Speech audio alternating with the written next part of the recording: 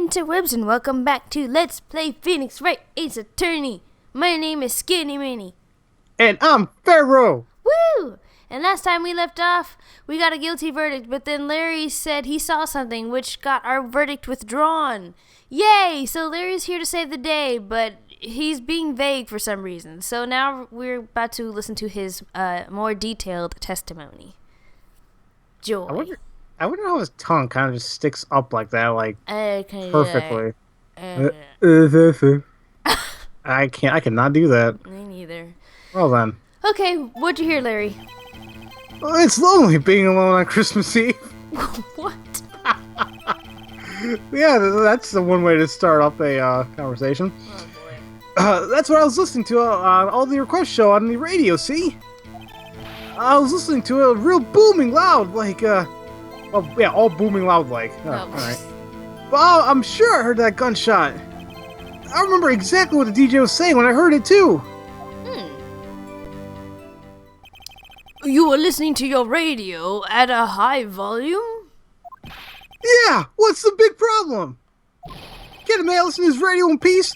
Isn't this a free country? Yes. I truly believe Larry has no idea what the problem here is.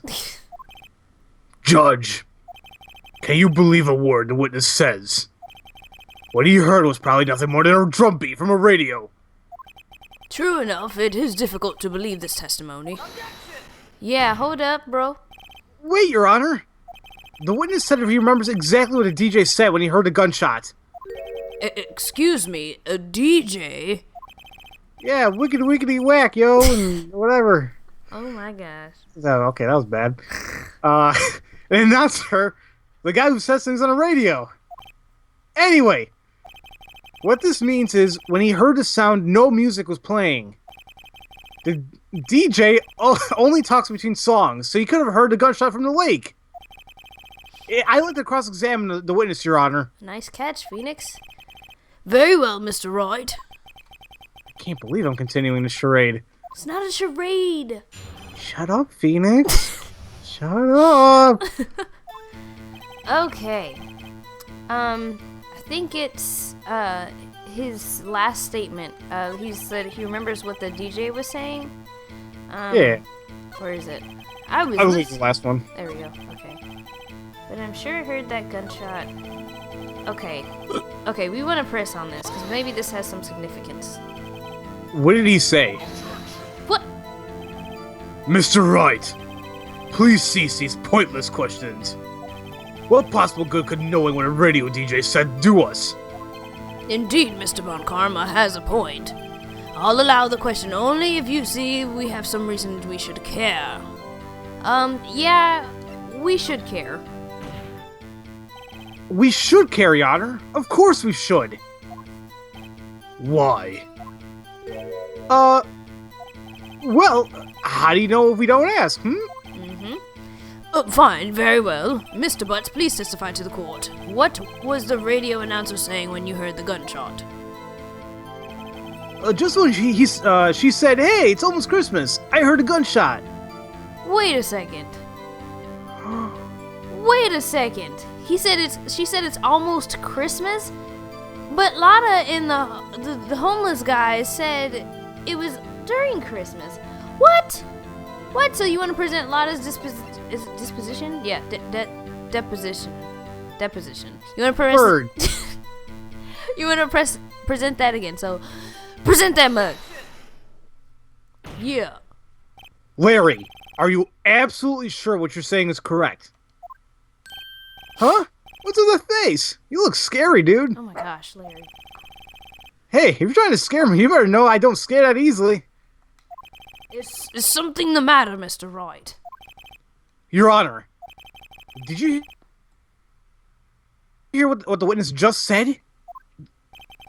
The DJ just said, "Hey, it's almost Christmas," when he heard the gunshot. Yeah, indeed, and... Almost Christmas means it wasn't Christmas. Duh. Do you realize what this means? When he heard the gunshot, it was still Christmas Eve. What? That would seem to be the case, yes. Well, that contradicts the two testimonies we have heard so far, Your Honor. both Miss Hart and the old man said it was after midnight when they heard the shots. In other words, when they heard the gunshots, it was already Christmas. Oh? This is a clear contradiction, Your Honor. Yes, it is. Holy crap, there was 3? Oh? Order! What does this mean? The 2 prior witnesses heard gunshots after midnight. However, the witness says he heard a gunshot before midnight. Judge, this answer is simple. The current witness is plainly mistaken. What? Just look at him. Suspicious. What? Oh my gosh, don't accuse him. Please don't. Well, Mr. Wright, what do you think about Mr. Butt's claim before he heard the gunshot before midnight?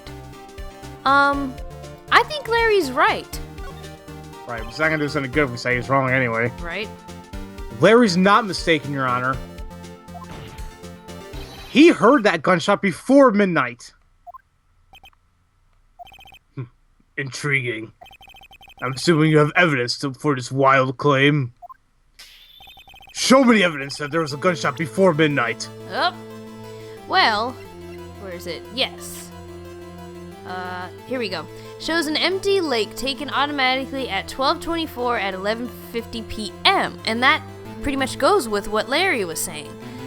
This is the second photo we got from Lotta, when we had to go find Gordy information, which was a pain in the butt. But you want to present that much. And don't forget, the camera's set up to take loud noises. Exactly. Look at this. Oh, dear God. Oh, dear God. Oh, dear God, why? Okay. Alright. I'll compose myself. Okay.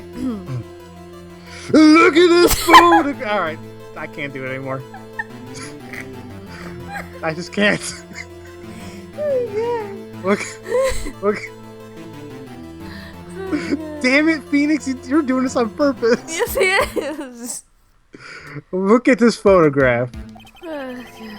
This was taken by her witness yesterday, Miss Lotta Hart, with her automatic camera. The timestamp in the photo reached December 24th, 11:50 p.m. Oh, yeah? But there's nothing on the lake in this picture. Your Honor, the real issue here is not why nothing is shown in this photograph.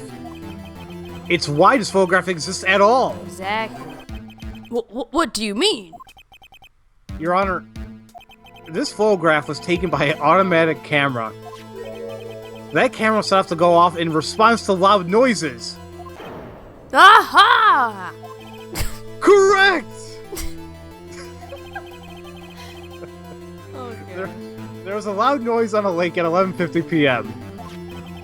That is why this photograph was taken. In other words, when Larry heard that gunshot, it was most definitely Christmas Eve. Indeed, it would seem that is the case. Then, where does that leave us? Miss Hart testified that she heard the gunshot after midnight. Are you claiming she was mistaken? Not at all, Your Honor. It is the fact that the camera also triggered at 15 minutes after midnight. Your Honor, that night there were 2 sets of gunshots with a 25-minute pause between them. Oh. Why would this be? Oh, crap. Don't be fooled, Judge. No! That camera was set to respond to loud noises. Oh, yes. No, what? Don't finger wag at me. Huh? There's no proof the loud noise at 11:50 was a gunshot. What? Why, the witness could have sneezed, triggering the camera. No. Hey, my nose is clear that night, man. Clear. Dude,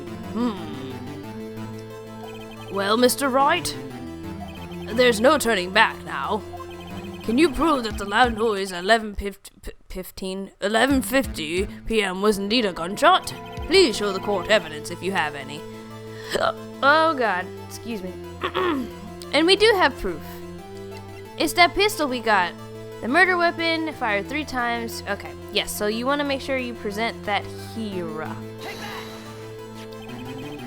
This is my evidence. The murder weapon? Something about this pistol is bothering me, Your Honor. Both of the witnesses who testified yesterday heard 2 gunshots. However, the murder weapon was fired 3 times. When, then, was the last shot fired? Only now have I realized the truth. That 3rd shot was a shot Larry heard just before midnight. Ooh. Dude. Order, order! That would make sense of the evidence we've seen so far.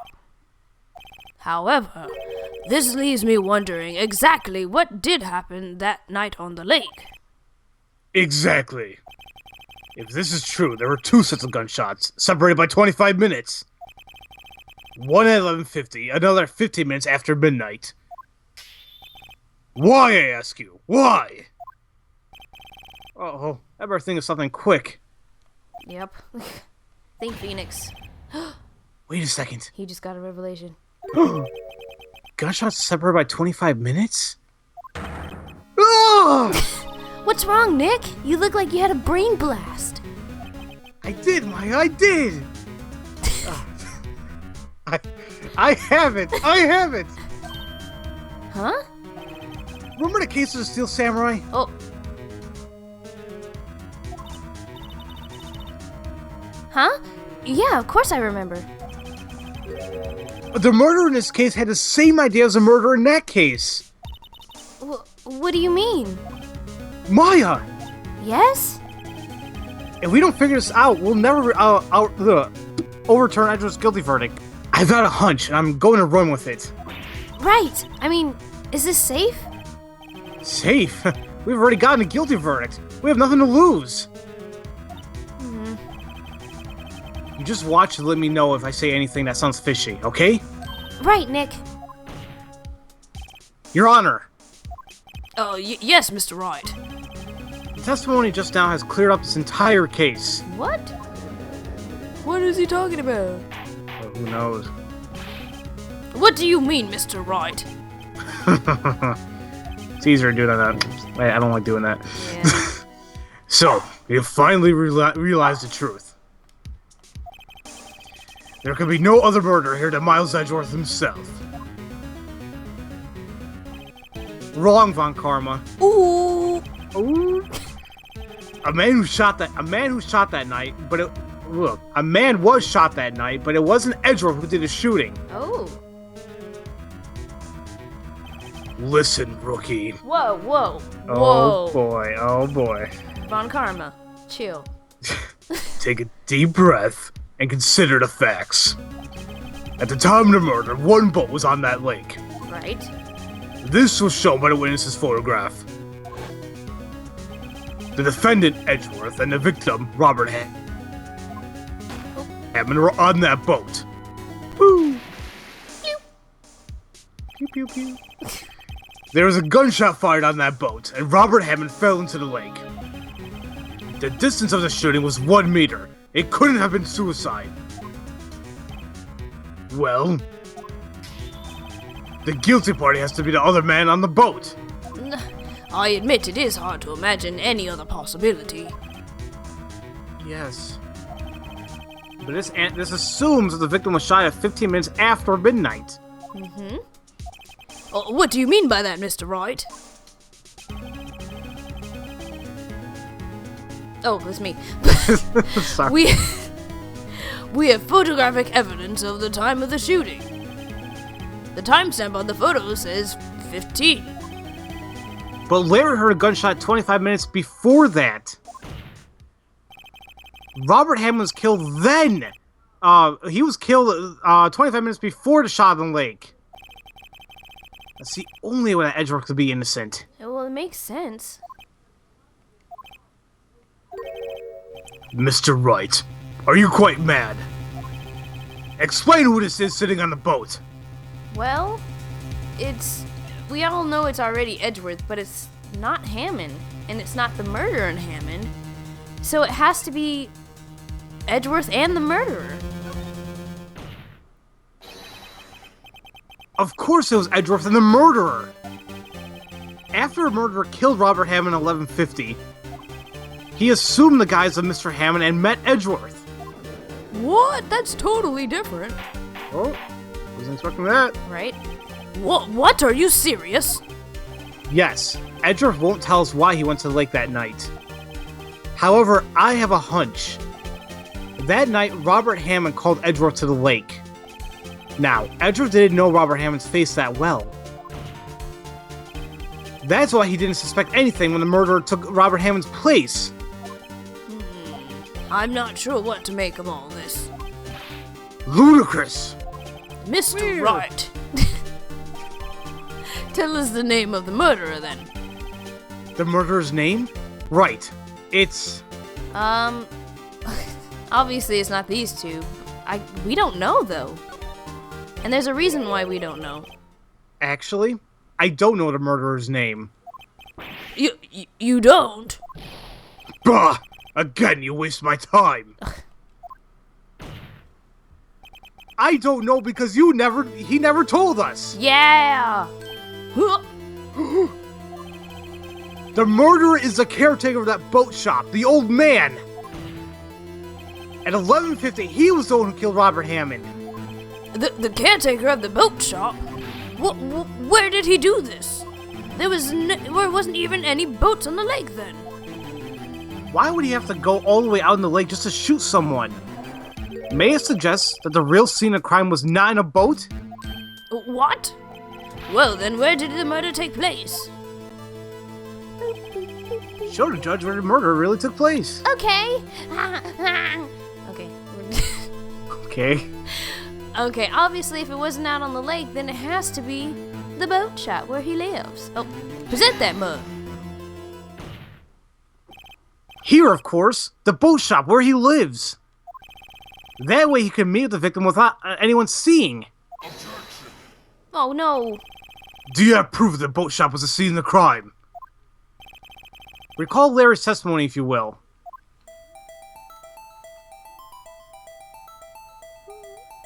Just going around, where is it?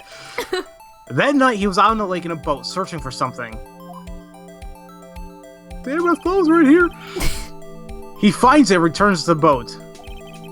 Then, just as he's starting to head for home, he hears a gunshot. Oh? He heard a gunshot, Your Honor. Even though he was wearing headphones at the time. In other words, the gunshot was very, very close by. Makes sense. And where would that be if he had just returned a boat? The boat shop. Oh my gosh, dude, Phoenix! Mr. Wright, what happened that night on Gourd Lake? Please tell the court from the beginning. Well, yes, Your Honor. All right, Phoenix, you got him on the ropes. Nick, are you sure about this? Not really. But, well, I think if I start at the very beginning, and I take it slow, I might just be able to figure this out. Okay. That night, the caretaker of the boat shop called Robert Hammond to his shop. Oh, whoa, okay. Oh. Now, this was around 11:50. That was when the gunshot that Larry heard was fired. After that, the caretaker put on Robert Hammond's coat. He became Robert Hammond. Then he got in a boat with Edgeworth and went out into the middle of the lake. Then who fired the pistol on the boat, Mr. Wright? Well, it had to be the boat shop caretaker. Of course, it was the murderer who shot the pistol. He shot twice. Both missed Edgeworth on purpose. Wait a minute. Yes? Why would he shoot twice if he didn't mean to hit anyone? Details. Come on, Phoenix, think. Know this, Mr. Wright. The moment you run out of explanations is the moment you lose.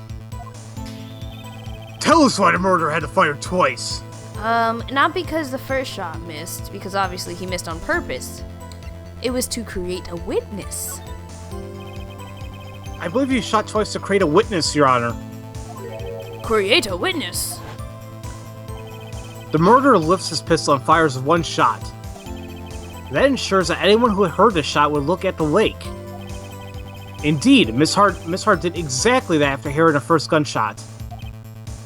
Next, the murderer waits a bit and he fires again. Then,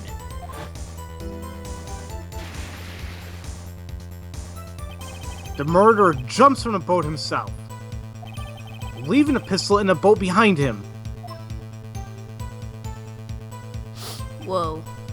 Good theory, Phoenix. I see. To someone looking from the edge of the lake, it would appear that one of the men on the boat had shot the other.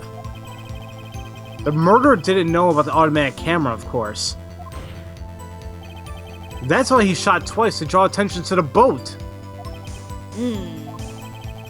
Once you realize that, everything else just falls into place. Yeah, makes sense. The boat shop caretaker swam back to the shop. Then he put Mr. Hammond's wet coat back on the body and threw the body into the lake. This is what happened, Your Honor.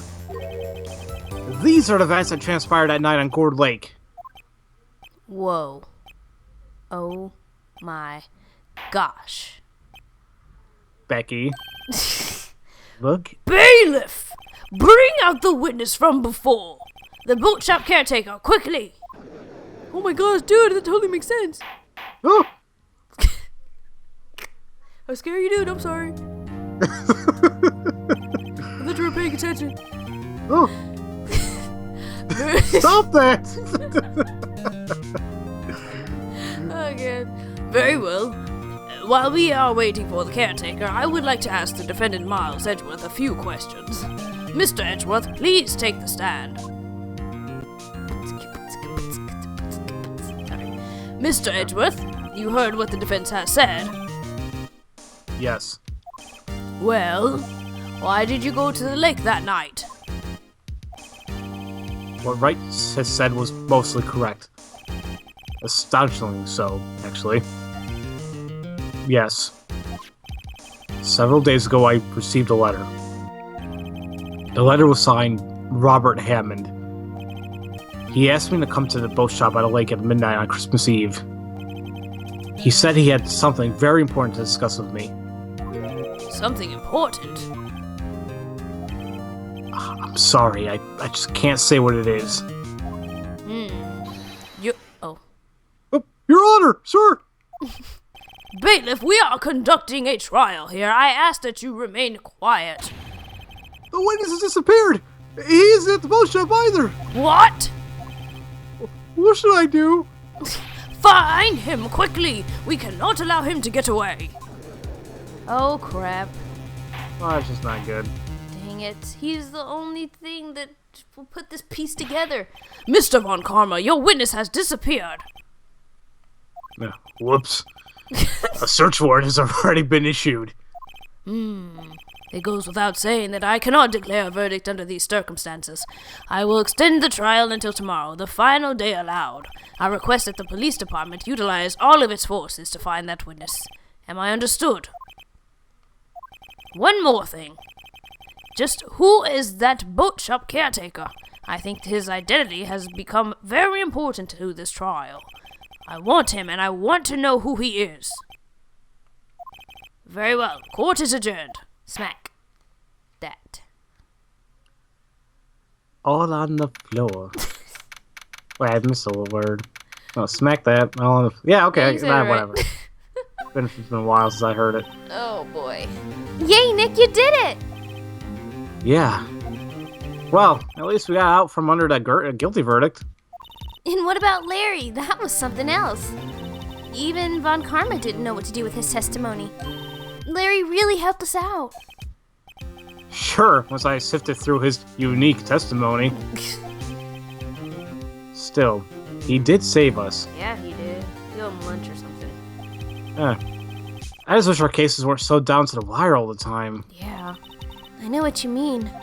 Sometimes I feel like it's us on trial instead of our clients. Hey, Edgeworth. Mr. Edgeworth? Did you say something? He is not paying attention. Don't look so pained. I mean, it looks like you're probably going to get off the hook. You could try to smile just a little. Relax. I'm sorry, but I fear it's not over for me yet. What? It's in the bag, dude. What do you mean? Right. There's something that's been troubling me for a long time now. And I don't know whether or not to tell you. Edgeworth? No. There's so little time left. I want to tell you, to get off my chest, but... What is it? I just can't make up my mind. Dude, just tell me. That'll make up your mind. Just tell me. What is this about, Edgeworth? It's a nightmare I've had. Nightmare? A memory of a crime that I committed. Wait, what? A crime you committed? A memory of a murder. What? Edgeworth, what? Dun dun dun dun! Oh my god. Oh. Do do do do do. Oh my gosh. Edgeworth, you can't say that when we're about to get you off the hook, bruh. It's not helping. It is not helping at all. Ugh. You idiot. But that's okay. Let's just worry about this case for now, and then we'll get him off the hook next time. So, thank you guys so very much for watching. It's been a blast trying to go through these trials, and it's been an emotional roller coaster, that's for sure. Ooh, my heart cannot take it anymore. Okay. It's too much. Too much. But if no one's told you that they love you today, I do. You got anything to say, Pharaoh? Not really. I mean, I'm sure they'll be happy because they're not going to see me for like the next couple episodes. But I'll be back. I'll be back. Oh my gosh. That was creepy. That I was a little apologize. God, creeper Pharaoh. Oh gosh. Anyway, thank you guys again. Loves you. Bye. I'm watching you guys. Don't look out your window.